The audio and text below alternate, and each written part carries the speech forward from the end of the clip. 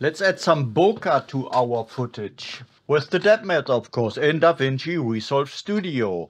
In the color page, we go again to the effects tab, fish for the depth map, drop it in.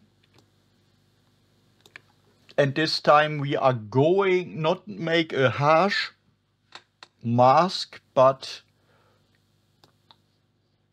I want it to rather be a little bit more subtle. Because I want the background blurry, I will invert the mask. And now I'm going to add a new node. Again, connect the blue output to the blue input. I disable the depth map preview. And in a new node, I'm going to the blur tab here. And here I'm going to put some blur into the mix. That looks fine.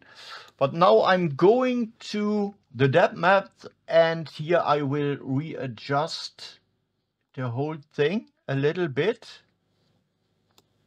to make it look more natural, especially when it comes to the fade between the areas. And I will activate the post-processing so that the fringe doesn't look too weird. Oh, it looks pretty good. Let's have a look. Looks quite good. So you can experiment with it, have it look more expensive, and have fun with the next video in this playlist. Thanks for watching and goodbye.